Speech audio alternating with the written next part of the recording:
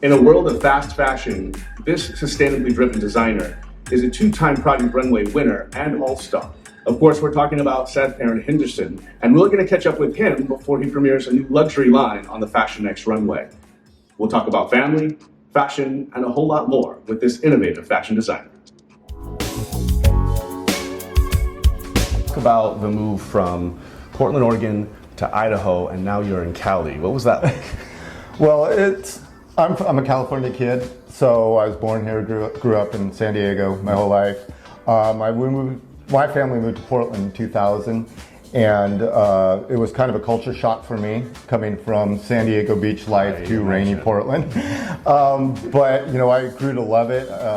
Met a lot of great people, made lifetime friends like yourself. We go way back. We met on the red carpet years ago. Yeah. I loved my time spent in Portland. My mother still lives there. My brother still lives there.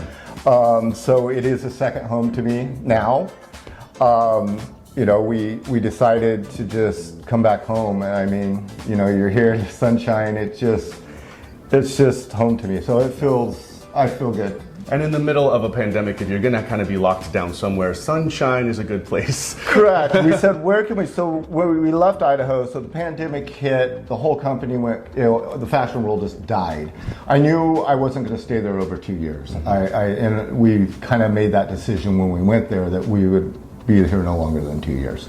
We were there 18 months. Pandemic hit, so it's like, oh, we're out. I mean, it took us literally a couple hours to make the decision, sell the house there, pack up a truck, and gone in 2 weeks. Everything happens for a reason. Yeah. So we said, we traveled actually, we own a motorhome, and we traveled for 4 months. So we left Idaho and actually went back to Beaverton, Oregon. We hung out on the coastline in Oregon in the summer. It was beautiful. And we came down here, got a house with a pool in the backyard, and quarantined for a year. Yeah. Once the pandemic lifted, everything loosened up. We moved to West Hollywood, and now, we won't move from there. We love it here. And I'm so excited for these adventures. You must have an awesome wife who's willing to pack up. And she said we are not moving again unless we're purchasing a home. We're going to stay at a long time. So we've bought and sold, you know, 4 or 5 homes. Yeah. And but we get stale in one place. We like to move around. But I could see us keeping a place here, calling it home, and then perhaps going but coming back. Yeah, this is a good base of operations. This is my base, yeah. And a great place, obviously, as things start to open up more and more, and fashion is, you know, obviously in your blood. And I'm also going to say in your bloodline, because you have kids that your daughter is a buyer for a boutique on Melrose, and then your son and his wife are modeling, I hear. And they're doing well. They're actually going to Greece. They just got booked for a shoot in Greece in spring. Doing it as a couple, so they don't do individual. She's a makeup artist, you know, he's a photo creative studio person, but together they're doing it as a group, and that's how they market themselves. And you said they met in the Northwest, Columbia Sportswear, had a photo shoot, and had basically hit it off. Well, they both worked in the photo studio at the corporate office, and that's where they met, and that was it. They've been together ever since. Ever since, they're inseparable, pretty much. So they were in Nashville for a time, but it sounds like they're going to be moving to Palm Springs. Is that right? That's right. They're selling their house. It's on the market now. And shouldn't last long. They're November. They're moving to Palm Springs, and they're going to purchase a home. So a little closer to you. And that's awesome. And they're going to make sure there's the extra bedrooms, because Palm Springs is my favorite.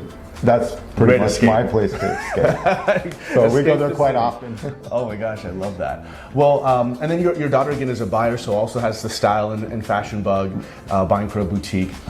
Did they, you know, obviously see you win these competitions and be around fashion and be cutting and sewing and creating? Do you think that inspired them or rubbed off on them a little bit?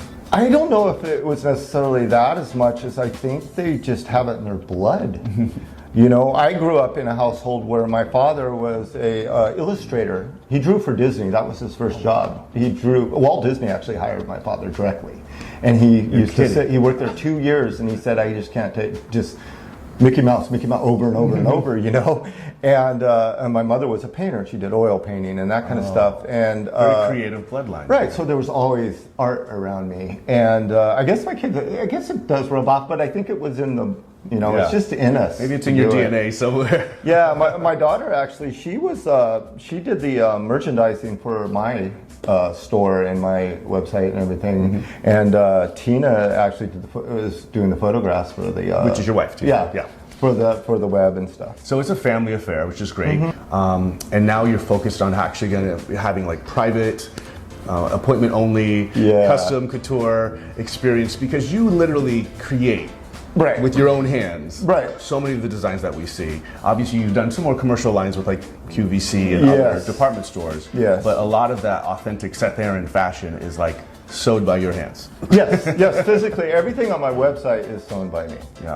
So we're transitioning back to fashion shows, you know, more limited run exclusives, all available on my website, and it's made by me. And then it sounds like you are going to open up kind of a small studio space and let people come and book appointments with you. Basically a space to work and do private appointments for custom mades and so on like that. And then, you know, we'll have fun stuff like maybe 1 or 2 days a month, have like an open studio where people can come in and actually purchase those items that are made in that studio. Wow, that's great. That would be a fun experience. It kind of reminds me of the First Thursday vibe that we have up in Portland, Oregon, where you got, you know, galleries and spaces kind of open up and people mix and mingle and get to meet the artists and creators. And it's kind of what I did before with traveling and Project Runway and everything. I never had like a store. I didn't even have a website, you know.